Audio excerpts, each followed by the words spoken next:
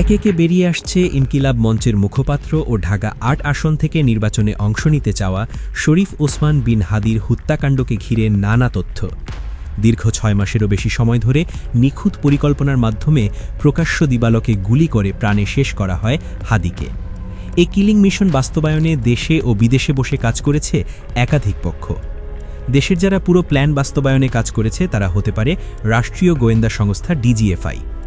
৬ মাসের প্ল্যানে কিভাবে হাদিকে প্রাণে শেষ করা হয়েছে, ভারতের মদদে এই ঘটনায় আসলেই কি জড়িত ছিল রাষ্ট্রীয় গোয়েন্দা সংস্থা ডিজিএফআই, সেসব বিষয়ে বিস্তারিত আলোচনা করব আমাদের এই ভিডিওতে।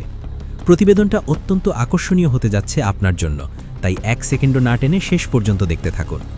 ইব্রাহিম খলিল শাওন নামে এক অনুসন্ধানী সাংবাদিক একটি প্রতিবেদন তৈরি করেছেন, যেখানে তিনি লিখেছেন হাদির ইনকিলাব সেন্টারের নিয়মিত গোয়েন্দা এজেন্ট পাঠাতো ডিজিএফআই। তাদের এজেন্ট পাঠানোটা শুরু হয় ইনকিলাব মঞ্চ শুরু হবার কিছুদিন পর থেকে। হাদির বিভিন্ন ভিডিও, টক শো, ইন্টারভিউগুলো যখন লাইমলাইটে আসতে শুরু করে, যখন আওয়ামী লীগ সহ বিভিন্ন দলের সেনা প্রধানের এবং ভারতের সমালোচনা শুরু করে, তখন থেকে পর্যবেক্ষণ নামে ডিজিএফআই।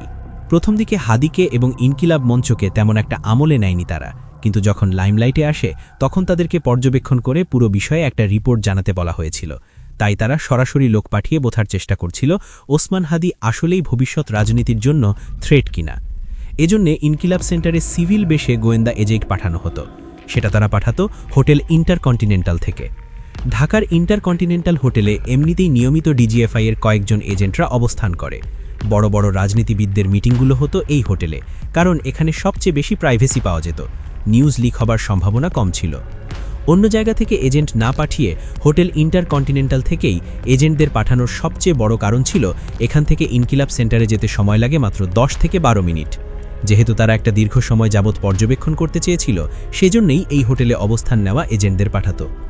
যুদ্ধের আগে সৈন্যরা যেমন শত্রুর পরিস্থিতি পর্যবেক্ষণ করে, ঠিক তেমনি ডিজিএফআই তাদের লোক পাঠিয়ে হাদির মোটিভ এবং ভবিষ্যৎ রাজনীতিটা বোঝার চেষ্টা করছিল। সে তাদের পুরো গ্রুপটার জন্য থ্রেট কিনা সেটা বোঝার ট্রাই করছিল। সেজন্যে ডিজিএফআই এর পাঠানো লোক ইনকিলাব সেন্টারে কি কি বই আছে, কারা এখানে আসে, এখানে কি কি কার্যক্রম হয়, কি শেখানো হয়, সবকিছু পুঙ্খানুপুঙ্খভাবে পর্যবেক্ষণ করেছিল। এমনকি বইগুলো ঘেটে ঘেটে দেখত কোন টাইপের বই পড়তে উদ্বুদ্ধ করা হচ্ছে। সেখানকার বেশিরভাগ বই ছিল ভারতীয় আধিপত্যবাদ বিরোধী আন্তর্জাতিক রাজনীতি এবং বিপ্লব সংক্রান্ত বই। ওরা যখন পর্যবেক্ষণ করছিল তখন হাদির ঘাতক ফয়সাল অস্ত্র মামলায় জেলে ছিল। কোন দিন কি কি পর্যবেক্ষণ করেছে সেসব ওরা আবার ভারতীয় বিভিন্ন রাজনীতিবিদদের কাছে পাঠাতো। রাজনীতিবিদ হয়ে কিছু ভারতীয় সাংবাদিকও সেসব নিউজ পেত। ভারতীয় পত্রিকা দ্য হিন্দু হাদির ইনকিলাব সেন্টারে কোন দিন কি কি হয়েছে সেগুলো নিয়েও নিউজ করেছিল। ভিতরকার এত ডিটেলস ভারতে বসে সাংবাদিকের জানার কথা না, মূলত নিউজ বাইপাস হয়েছে। পরে হাদির মৃত্যুর পর দ্য হিন্দু পত্রিকাটা ওই আর্টিকেলগুলো ডিলিট করে দিয়েছে। আমাদের সোর্সদের মতে ডিজিএফআই তাদের এজেন্ট পাঠিয়ে আনুমানিক ৬ মাসের মতো ইনকিলাব সেন্টারে গবেষণা করিয়েছিল। তারপর তারা ফাইনাল রিপোর্ট এবং ফাইনাল সিগন্যাল দেয় যে ওসমান হাদি এবং ইনকিলাব মঞ্চ ভবিষ্যৎ রাজনীতিতে আওয়ামী লীগ এবং ভারতের জন্য থ্রেট হিসেবে গণ্য হতে পারে, তাকে সরিয়ে দেওয়াটাই বেটার। তাই এজেন্টরা এই সংবাদটা পাঠায় যারা তাদেরকে এ কাজে নিযুক্ত করেছিল তাদের কাছে। এর মাসখানেক পরেই শুটার ফয়সলকে অবৈধভাবে ক্ষমতা প্রয়োগ করে এবং বিপুল টাকা খরচ করে জামিন নিয়ে দেওয়া হয়। দুইবার জামিন নিয়ে দেওয়া হয়েছিল তাকে মূলত এই মিশনের উদ্দেশ্যে বের করা হয়েছিল এবং বর্ডার ক্রস করিয়ে দেওয়ার আশ্বাসও দেওয়া হয়েছিল।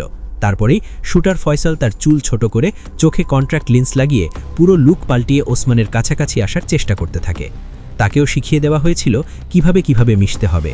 শুটার ফয়সল সেই অনুযায়ী হাদির সাথে মেশে এবং নির্বাচনী প্রচারণাও চালায়। এভাবেই ১০-১৫ দিন একসাথে থেকে বিশ্বস্ততা অর্জন করার পর হাদিকে শেষ করার মিশনটা সাকসেসফুল করে সে। তার পালিয়ে যাওয়ার সব সেটআপও আগে থেকে রেডি করা ছিল বেশ কয়েকটা গ্রুপের মাধ্যমে। মূলত হাদিকে মেরে দেওয়ার আগে গোয়েন্দাদের ২টা ইউনিটের এজেন্ট পাঠিয়ে বোঝার চেষ্টা করা হয়েছিল ওসমান হাদি ভবিষ্যৎ রাজনীতির জন্যে এবং তাদের ঊর্ধ্বতন নেতাদের জন্যে হুমকি স্বরূপ কিনা। পর্যবেক্ষণ করে বোঝার পরপরই বাকি কাজগুলো ধাপে ধাপে করা হয়েছিল। এমনকি বিচার না করা এবং বিচারের ব্যাপারে মুখ না খোলার পেছনেও ব্যাকআপের জন্যে লাস্ট স্টেপের আরেকটা গ্রুপ কাজ করছে, যাদের কাজই ছিল মেরে ফেললে আইন আদালত এবং টাকা পয়সার ব্যাকআপটা দেওয়া। আমাদের সমস্ত অনুসন্ধান ইনফরমেশন এবং সব কিছু ক্রস চেক করার পর মনে হচ্ছে ঠিক এভাবেই হাদি ভাইকে দীর্ঘদিনের পরিকল্পনা ও পর্যবেক্ষণের মাধ্যমে ভবিষ্যৎ রাজনীতি থেকে এবং পৃথিবী থেকে সরিয়ে দেয়া হয়েছে।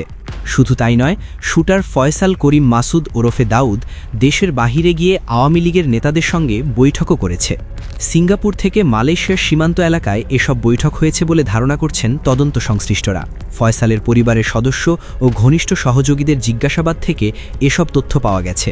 তদন্ত সংশ্লিষ্ট কর্মকর্তারা জানান, গত 21 জুলাই সিঙ্গাপুর গিয়েছিল ফয়সাল, 26 জুলাই দেশে ফেরে। বিদেশে অবস্থানের এই 5 দিনেই মূলত হাদিকে শেষ করার ছক চূড়ান্ত করা হয়। সিঙ্গাপুর যাওয়ার সময় ফয়সাল নিজের পরিচয় দিয়েছিল তথ্য প্রযুক্তি খাতের উদ্যোক্তা হিসেবে। সিঙ্গাপুরে পৌঁছানোর পর সড়ক পথে মালয়েশিয়া সীমান্ত এলাকায় গিয়ে বৈঠকগুলো সম্পন্ন হয় বলে জানা গেছে। এ বিষয়ে জানতে চাওয়া হলে ঢাকা মহানগর গোয়েন্দা পুলিশের অতিরিক্ত কমিশনার মোহাম্মদ শফিকুল ইসলাম বলেন, ফয়সালের ট্রাভেল ডকুমেন্ট থেকে সিঙ্গাপুর ভ্রমণের তথ্য পাওয়া গেছে। আমরা সেসব ধরে তদন্ত এগিয়ে নিচ্ছি। তদন্তের স্বার্থে বিস্তারিত বলা যাচ্ছে না, তবে সময়মতো বিস্তারিত জানানো সম্ভব হবে। হাদিতে শেষ করার বিষয়ে স্ত্রী ও প্রেমিকাকে ইঙ্গিত দিয়েছিল ফয়সাল। সিঙ্গাপুর থেকে দেশে ফিরে স্ত্রী শাহিদা পারভিনকে সে বলেছিল, সামনে এমন সময় আসতে পারে যখন দেশে থাকা যাবে না। এরপর একটি নির্দিষ্ট ব্যাংক হিসাবের কথা উল্লেখ করে স্ত্রী ও পরিবারের অন্য সদস্যদের আশ্বস্ত করে জানায়, ওই হিসাবে প্রায় 30 লাখ টাকা রয়েছে, যা দিয়ে ভবিষ্যতে তাদের চলবে। এসব তথ্য ফয়সালের স্ত্রীকে জিজ্ঞাসাবাদের সময় উঠে এসেছে বলে জানিয়েছেন তদন্ত কর্মকর্তারা। ফয়সালের প্রেমিকা মারিয়া আক্তারকে জিজ্ঞাসাবাদেও পাওয়া গেছে প্রায় একই রকম তথ্য। তদন্ত কর্মকর্তারা জানান, 12 ডিসেম্বর হাদিকে গুলি করার আগের রাতে সাগরের মধুমতি মডেল টাউনের গ্রিন জোন কটেজে সময় কাটায় ফয়সাল, বাইক চালক আলমগীর ও মারিয়া। সেদিন রাতেই ফয়সাল মারিয়াকে বলে, পরদিন এমন এক ঘটনা ঘটবে যা সারা দেশ কাঁপিয়ে দেবে। তবে ফয়সালের স্ত্রী ও প্রেমিকা দুজনই এসব বিষয়ে স্বীকার করলেও তারা দাবি করেছে, ঘটনার প্রকৃতি সম্পর্কে তারা আগে থেকে কিছুই বুঝতে পারেনি। ফয়সাল করিম মাসুদ ও তার সহযোগী আলমগীর শেখকে ভারতে পালিয়ে যেতে সহায়তাকারী 2 ব্যক্তিকে শনাক্ত করেছে পুলিশ। তাদের একজন যুবলীগ নেতার ভগ্নিপতি আমিনুল ইসলামকে গ্রেফতার করেছে ঢাকা মহানগর গোয়েন্দা পুলিশ। এ নিয়ে হাদি হত্যার ঘটনায় মোট 11 জনকে গ্রেফতার করল ডিবি ও র্যাব। শুটার ফয়সাল ও মোটরসাইকেল চালক আলমগীরকে সীমান্ত পার করে ভারতে পৌঁছে দেওয়ার পুরো ব্যবস্থা করেছিল ঢাকা মহানগর উত্তর যুবলীগের সাংগঠনিক সম্পাদক ও মিরপুরের সাবেক ওয়ার্ড কাউন্সিলর তাইজুল ইসলাম চৌধুরী বাপ্পি। তাকে সহায়তা করে তার ভগ্নিপতি আমিনুল ইসলাম। ঘটনার পর রাতেই ময়মনসিংহের হালুয়াঘাট সীমান্ত দিয়ে ভারতে পালিয়ে যায় ফয়সাল ও আলমগীর। সীমান্ত পারাপারের জন্য আগেভাগেই সব প্রস্তুতি নেওয়া হয়েছিল। আর এসব কাজে যারা পাশে থেকে ছায়ার মতো সাপোর্ট দিয়ে গেছে তারা রাষ্ট্রীয় গোয়েন্দা সংস্থা। দর্শক, আপনি কি ইব্রাহিম খলিল শাওনের কথার সাথে একমত? সেটি অবশ্যই কমেন্ট করে জানাবেন। আসলে কি ডিজিএফআই এর সাথে জড়িত? কমেন্ট বক্সে ইয়েস বা নো লিখে জানিয়ে দিন আপনার মতামত। ভিডিও ভালো লাগলে লাইক দিন এবং বাংলাদেশ কথা চ্যানেলটি সাবস্ক্রাইব করে সাথেই থাকবেন। ধন্যবাদ।